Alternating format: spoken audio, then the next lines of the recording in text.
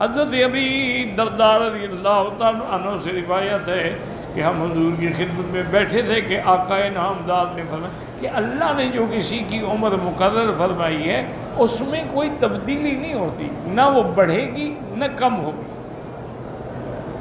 لیکن یہ جو آتا ہے کہ اگر کوئی آدمی اپنے والدین کی اطاعت کرے تو اس کی عمر بڑھ جاتی ہے، تو فرمایا اس عمر بڑھ جانے کا معنی یہ ہے کہ اللہ اس کو اولاد صالح عطا فرماتی ہے، حتیٰ کہ جب وہ بندہ مر جاتا ہے تو وہ اولاد صالح اس کے لیے دعائیں کر رہی ہے، خیرات کر رہی ہے، صدقہ کر رہی ہے، اور سارا ثواب جو ہے اس کو قبر میں بھی پہنچ جا رہا ہے۔ یہ ہے زیادت العمر۔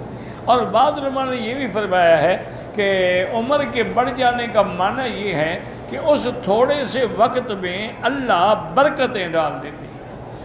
اب دیکھیں نا، جیسے حضرت مولانا عبدالحی رحمۃ اللہ علیہ ساری 45 سال عمر تھی، لیکن اللہ نے ان سے اتنا کام لیا ہے کہ انہوں نے بڑے بڑے ادق علوم پر کتابیں لکھی، اور اتنی چھوٹی عمر میں فوت بھی ہو گئے، تو اللہ نے کام ان سے زیادہ لے لیا۔ تو اس لیے اللہ تبارک و تعالیٰ کبھی اس کے اوقات میں برکتیں عطا۔ اب آپ دیکھیں نا کہ سیدہ فاطمہ الزہراء رضی اللہ تعالی عنہا کی کل عمر کتنی تھی؟ 24 سال۔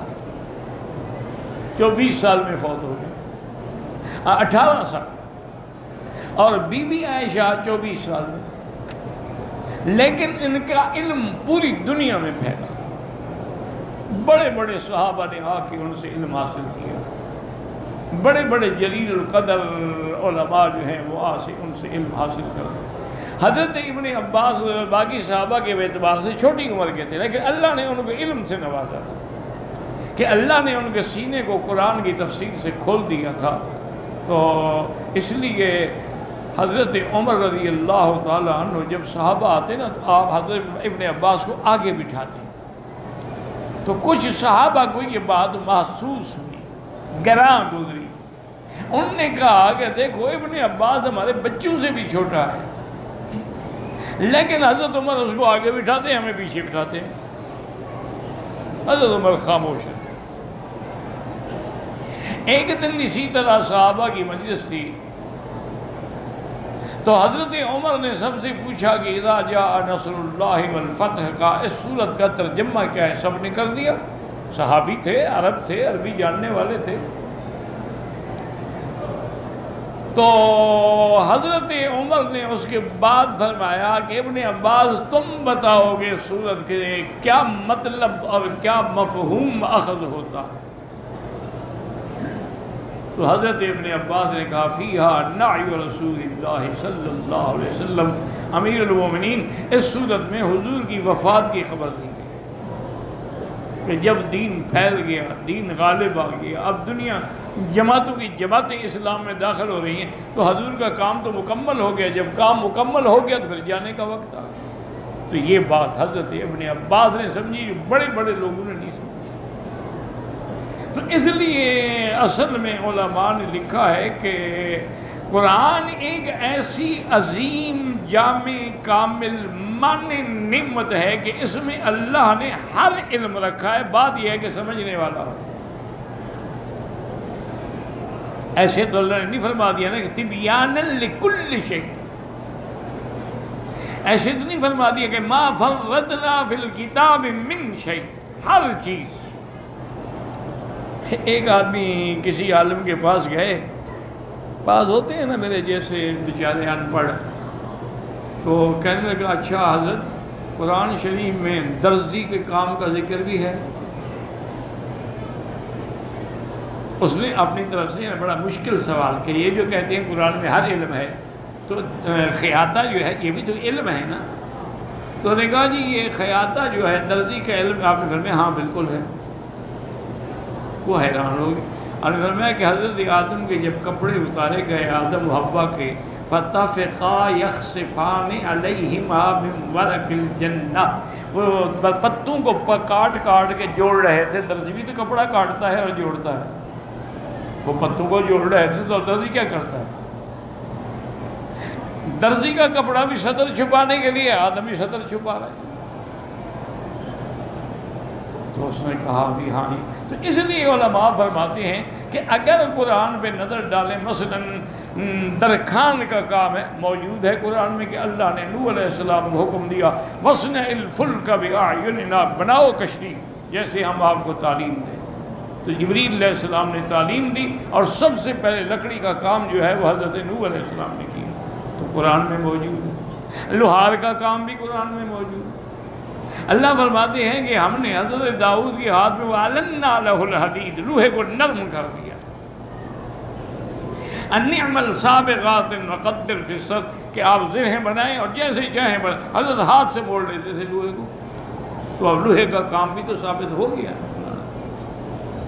اسی لیے کسی ایک اور آدمی کے دماغ میں خلل آیا تو اس نے کسی آدمی سے پوچھا کہ حضرت قرآن پاک میں حساب یعنی ضرب، تقسیم، جمع، اس کا بھی کوئی علم ہے؟ آپ نے فرمایا ہاں بالکل اس کا علم ہے. فی کل سنبلۃ 100 حبہ، کہ اللہ تبارک و تعالیٰ 700 گنا ثواب بڑھاتے ہیں. جیسے فی کل سنبلۃ، جیسے ایک سٹہ ہو اس میں 100 دانہ ہو تو 7 ہوں تو 700 ہو جائے گا. تو تقسیم تو ثابت ہو گئی، ضرب تو ثابت ہو گئی. اس لیے علماء نے فرمایا کہ علوم فلکیات ہوں یا طبقات الارض ہوں، جس علم پر بھی آپ نظر ڈالیں گے قرآن میں موجود. وَقُلْ وَعَلَامَاتٍ وَبِالنَّجْمِ هُمْ يَهْتَدُونَ. اسی طرح اللہ فرمایا وَكَذَلِكَ نُرِي إِبْرَاهِيمَ مَلَكُوتَ السَّمَاوَاتِ وَالْأَرْضِ، یعنی کوئی ایسی چیز نہیں ہے جو اس کے اندر نہ ہو.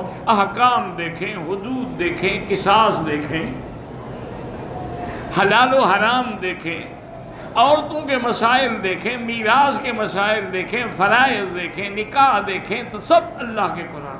لیکن شرط یہ ہے کہ قرآن پاک کو کوئی سمجھنے والا ہو، کہ قرآن پاک جو ہے اللہ کی ایک ایسی جامع کتاب ہے کہ کوئی بات ایسی نہیں چل. تو انہوں نے کہا اصل وجہ یہی ہے. اس کی عمر کیسے بڑھ جاتی ہے؟ انہوں نے کہا ہاں اللہ اس کو صالح اولاد عطا فرما دے. اولاد صالح جو ہے نا، یاد رکھو یہ بڑی نعمت ہے.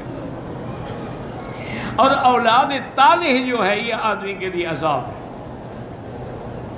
اسی لیے ایک حدیث میں یہ بھی دعا ہے حضور کی، اللہم انی اعوذ بک من امرأۃ یشیبنی قبل المشیب واعوذ بک من ولد یکون وبالا علی، کہ یا اللہ مجھے اس عورت سے بھی پناہ دے جو مجھے بڑھاپے سے بھی پہلے بوڑھا کر دے. رات دن لڑائی، رات دن لڑائی، دماغ کھا جائے، آدمی کا قصہ ختم ہو جائے. اور مجھے اس اولاد سے بھی بچانا جو میرے لیے وبال بن جائے، کہ ہر جو لوگ ہیں وہ تمہارے بیٹے نے یہ کیا، تمہارے بیٹے نے. اب اس بیچارے نے کچھ نہیں کیا لیکن ذلیل تو باپ ہو رہا ہے.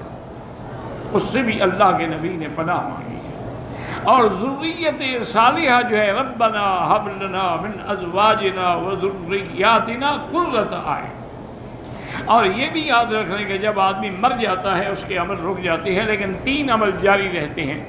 اذا مات بنی آدم انقطع عملہ الا من 3. وہ 3 عمل کیا ہیں؟ صدقۃ جاریۃ، تم نے کہیں کنواں لگایا، مدرسہ بنایا، مسجد، وہ جب تک وہاں چلتا رہے گا تیرا ثواب دکھا جائے گا. او علم ينتفع به، یا تم نے کسی کوئی عالم ہے علم پڑھائے، آگے پڑھا رہے ہیں، طالب پھر طلباء کے طلباء، طلباء کے طلباء. یعنی آپ دیکھیں نا کہ حرم کی برکت ہے، ہم جانتے بھی نہیں. ابھی چند دن پہلے مجھے ایک آدمی ملا، اس نے کہا حضرت میں نے انڈونیشیا میں مدرسہ بنایا ہے، الحمدللہ ثم الحمدللہ. میرے مدرسے سے اس وقت تک 20,000 طلباء عالم بن کے فارغ ہو چکے ہیں اور میں آپ کا شاگرد ہوں. اب مجھے تو یاد ہی نہیں تھا کہ اس نے کب، میں نے کہا تم نے کب پڑھا تھا؟ انہوں نے کہا حضرت میں نے 10 سال پہلے آپ سے ترمذی بھی پڑھی تھی، ابو داؤد بھی پڑھا تھا اور جلالین بھی پڑھی تھی. تو اب یہ ہے کہ علم بھی ایک ایسی نعمت ہے کہ یہ آگے بڑھتا ہے، کم نہیں ہوتا. اور اسی طرح فرمایا ولد صالح یدعو لہ، اگر وہ اپنی اولاد اچھی چھوڑ گیا، وہ دعائیں مانگ رہے ہیں رب ارحمہما کما ربیانی صغیرا، رب ارحمہما کما ربیانی صغیرا.